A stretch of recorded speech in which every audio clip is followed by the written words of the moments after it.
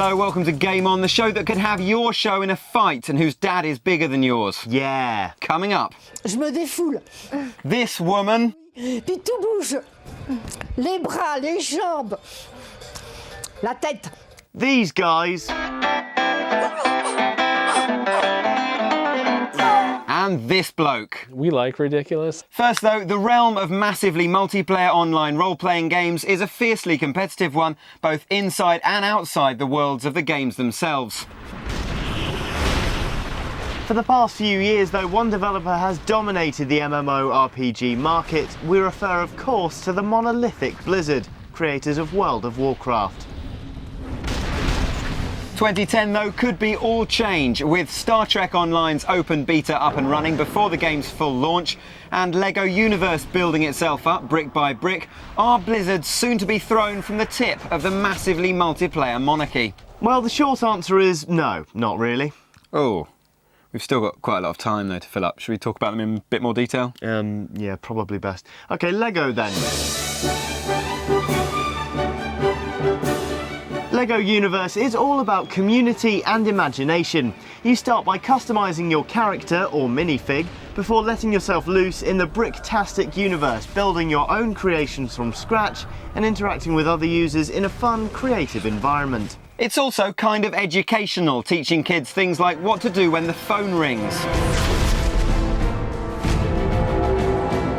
That said, while LEGO Universe does style itself as child-safe, friendly fun, it's not quite so squeaky clean as it'd have you believe. Just check out this guy, who's clearly been down the LEGO boozer. Engaging the warp drive and also hitting the net this year is Star Trek Online. Command codes verified. Star Trek is set in the year 2409, allowing you to explore strange new worlds, seek out new life, and so on and so on. You get to choose between being a Federation or a Klingon captain before setting off around the ever-expanding universe and exploring totally new systems. Take this one, for example, made up entirely of pea soup and meatballs. Joking aside, they are both pretty promising prospects, so why aren't they making Blizzard's blood run cold? Well, it mostly boils down to the games themselves. For instance, as fun and innovative as LEGO Universe looks, it's missing a few letters from the prestigious acronym World of Warcraft enjoys. Being a mere MMOG as opposed to an MMORPG, that's massively multiplayer online game as opposed to massively multiplayer online role-playing game, LEGO Universe isn't really courting the same fan base as Blizzard. It's actually closer to a child-friendly Second Life than the all-singing, all-stabbing World of Warcraft. It may deserve to be called massively multiplayer, but LEGO Universe simply has no chance of stripping the same title from World of Warcraft. There's also the issue of brand power. As potent as LEGO's is, their games are still mostly aimed at children, lacking Warcraft's broader appeal. Out of the two new MMOs, Star Trek is certainly the one with the more comparable allure, as the last 4 decades have built an army of super loyal fans. So by comparison, World of Warcraft is a prepubescent upstart, but then its own following is nothing to be sniffed at.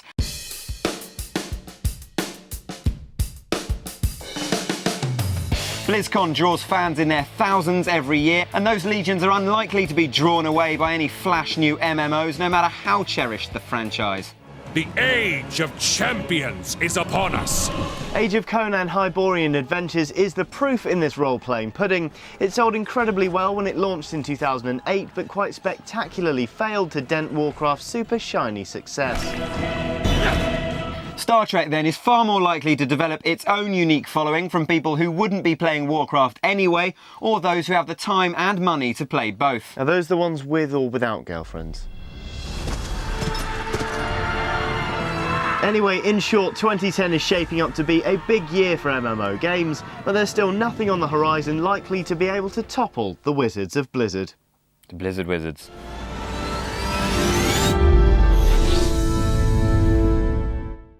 Now, we're well into January and that depressing doldrums of the year when it's cold outside, dark most of the day and the papers are full of bad news. So, always ones to kick people while they're down, we thought we'd join in with our very own roundup of gaming gloom.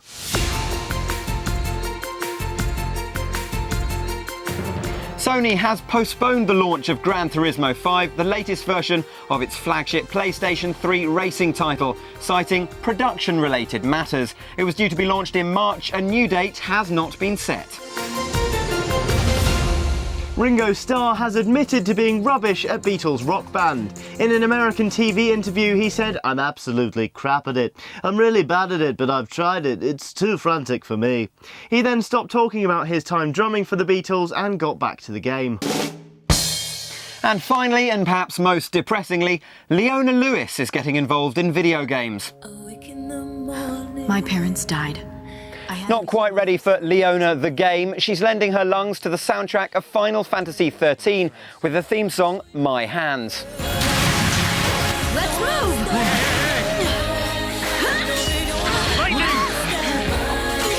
The first recording session was apparently a disaster after Leona started bleeding love all over the microphone. Happily though, the track is now finished and first impressions are that it's chock-a-bow. Next up, our review caused all sorts of kerfuffle online. It seems while we think Darksiders is ridiculous apocalyptic fun, it's not everyone's cup of hell tea. What's hell tea? It's like normal tea, only slightly hotter. Anyway, love it or loathe it, Darksiders is here to stay. And before we announce the winner of our exclusive competition, here, as promised, is our full interview with its creator, Joey Mad. Defile the law, horseman. You will be punished. Send me back, and the demons will have carried out your sentence. It's quite an epic storyline. Everything about it's kind of larger than life. Was it something that you always set out to just do the biggest thing ever, or was it a small idea that snowballed? No, we knew from the beginning we wanted it to be really big, really epic. You know, when you're dealing with heaven and hell, that's about as big and epic as you can get as far as villains go. So, you know, we knew that in this genre, and especially with, you know, the quality of the games out there, to compete, we had to really be bigger and more badass than anything else. How did this happen? What in heaven's name have you done? I answer the call. You know, almost across the board, brilliant reviews. What's the secret of your success? It sounds silly, but really the key is just iteration. It's like, until it's a 10, you know, it's just not ready to go. And we will cut things that we feel are not up to snuff. I'm sure we've ruffled a few feathers with people both in the studio and at corporate, but I think in the end, you know, it was definitely worth it. There are places on the shattered earth that ruin cannot go, yet a man without his horse may still ride. Now, your background's obviously in illustration and animation kind of thing. How did you come up with the look for Darksiders, and particularly War? You know, with War, he was definitely the hardest character to get my head around. You know, I went through so many iterations with him. I knew, you know, he had to be sort of noble and likable, but at the same time he had to look like he actually could stand up to a, you know, 30-foot demon, you know, and his sword had to look like it could do damage. I mean, he's got ridiculous armor and weapons. You know, we hid his face for a while. And then it was like, well, you got to see the hero's face. So we came up with the hood, which gave him that element of mystery. It really was tough to get it nailed down. But you know, the overall look and feel of the game sort of goes back to the work I did in comics, and you know, I had a pretty established style at that point, and a lot of the artists that came onto the team were already familiar with it and excited about it, so we just didn't really mess with the formula too much. We just sort of built on that. It takes a powerful rider to harness ruin.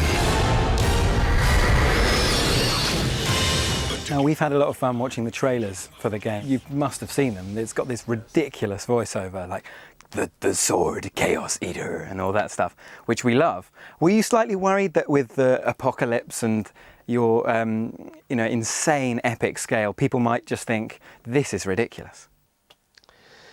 Yeah, but you know, I think we like ridiculous, and I know, you know, people just tend to like, you know, really over the top stories and concepts, and I think that, you know, how else do you stand out, you know, unless you get people's attention? So we definitely were not afraid to sort of, push the limits, and I think it's paid off. Heaven and hell are joined against you, and you ride alone.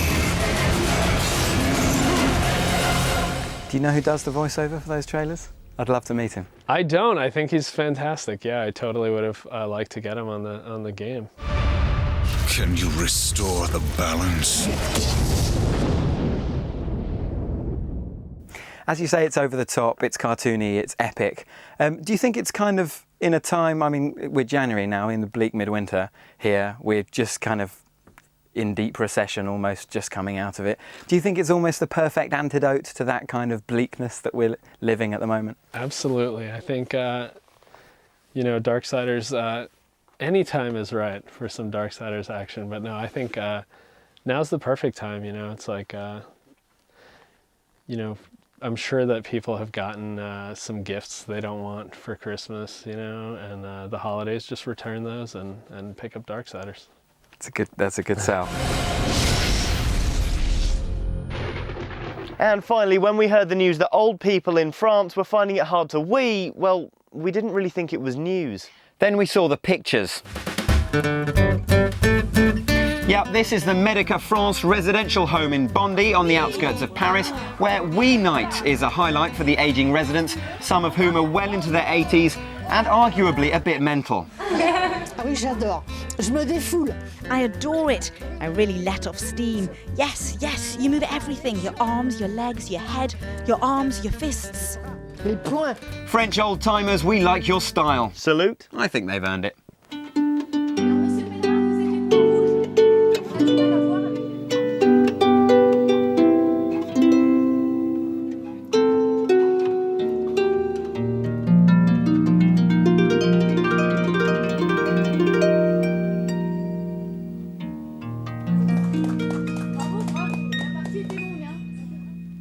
That's it for this week. We're off to whip Great Uncle Roger's arse at Mario Kart. More gaming stuff soon.